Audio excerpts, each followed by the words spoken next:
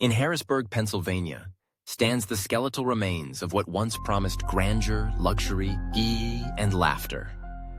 The Imperial Hotel rises from cracked asphalt like a memory too heavy for the ground to swallow. For decades, its brickwork embraced the city's travelers, dignitaries, and lovers. But today, its windows gape open, dark and empty, staring across the river like hollow eyes. Nowhere in Harrisburg is shadow deeper or secrets older than within these deserted halls. Locals cross the street rather than walk past its sagging portico. They exchange whispers at coffee shops and in their kitchens, tales clipped in hush and nervous glances. For what lies in the Imperial is not simply ruin. They talk of room 305, the single room sealed not out of necessity but out of dread. Since a summer night 50 years ago, no one has entered as evening crosses midnight, not willingly at least. Not after the crying started, not since it became known in dark corners of Harrisburg that at 3:05 a.m., a child weeps through walls that will not let her free. If you are foolish or terribly curious, you might pass a night beneath those buckled rafters. Locals will warn you, ignore the urge to peer through room 305's peephole. If you linger as the clock meets 3:05, the air will turn damp, the paint will blister, and water will begin to drip where there could be no water. If you listen closely, too closely, you'll hear the soft whimper of a child who hasn't aged a day since 1971. It began on a night written in disaster. On June 23, 1971, a storm that would etch itself into Pennsylvania's bones crept across the land. Tropical Storm Agnes arrived not with a yell, but a slow brute force, her rains pummeling the valley in relentless drumming waves. Rivers swelled, submerging street lamps and doorways. The Susquehanna, bulging and ravenous, swallowed whole neighborhoods. As terror swept through Harrisburg, the Imperial Hotel opened its heavy doors. For over 80 years, it had housed generations. On this night, it became a lifeboat of brick. 200 evacuees crammed every corridor. Among them, a weary-eyed family of 3, a father heavy with worry, a mother clutching her drenched coat, and their daughter, Ellie, no taller than the lobby's mahogany counter. Outside, the storm did not abate. Inside, the hotel strained under the weight of human panic and river water rising hungrily up the marble steps. The first floor drowned. Guests, disbelieving, pressed toward upper levels, shock-lit faces shining in battery lantern glow. The third floor became refuge, and it was there that fate herded the family into room 305. No one truly knows what happened next, because the memories of that night fracture at the edges. The storm howled. The hotel quivered under the drowning of its history. Some say there was a scream. Others say only silence fell, dense as mud. Dawn brought retreating rivers in the sky, a bruised purple. Order, if it ever returned, restored itself with tallying and weeping. When the sun warmed the soot-stained brick, room 305 was empty. Ellie and her mother had vanished. No footprints, no cries, just a damp patch on worn floral carpet. The father, Thomas, roamed the halls for hours, then days, his plea echoing, "Ellie, Sally!"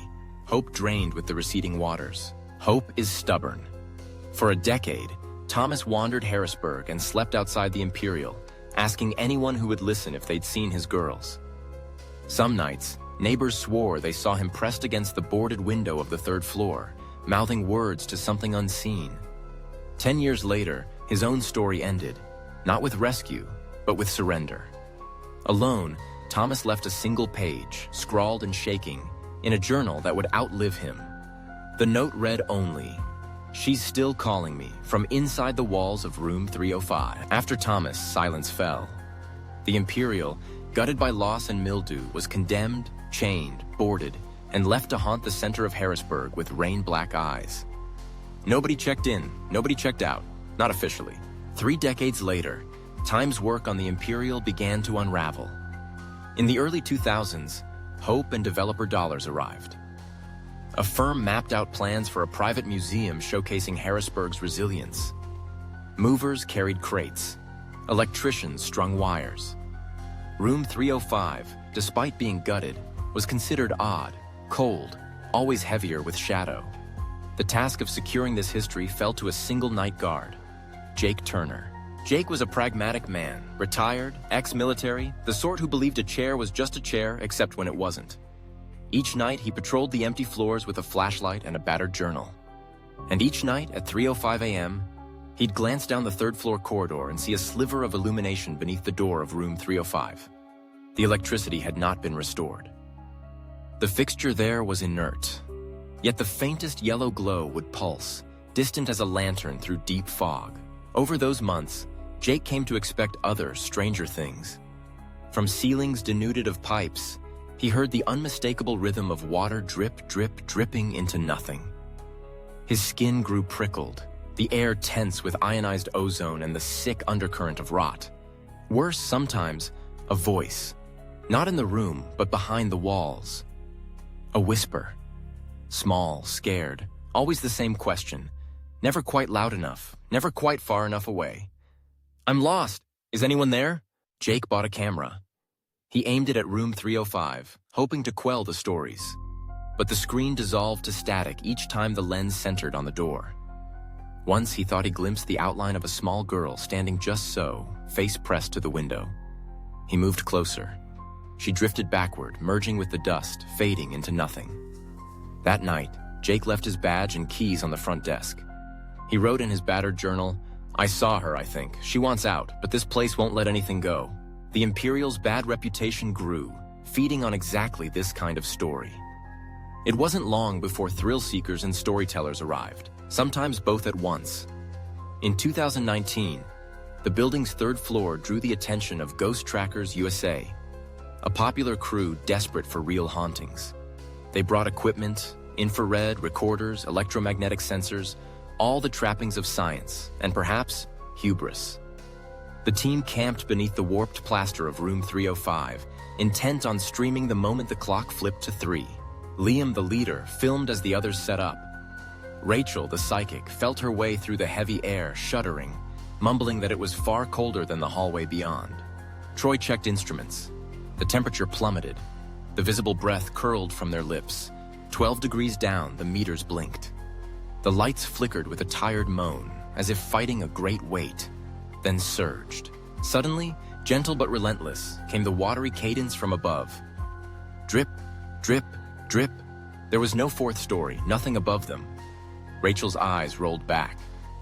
She collapsed to the floorboards, voice trembling, lips uttering half-truths from somewhere else, someone else. She says her mom was swept away first, and she got stuck in the wall. Troy, unflinching, recorded for playback later. In the raw static, nestled between the shrieks of feedback, he found a voice. So slight, a breath in a grave, whispering, "My name is Ellie, I can't get out." The sun finally rose, but not all who entered room 305 returned to the light. The next day, Liam disappeared. Not just from the crew, but from the world itself. Rachel's mind was wiped, her memory, a blank scroll for the Sadsagetes.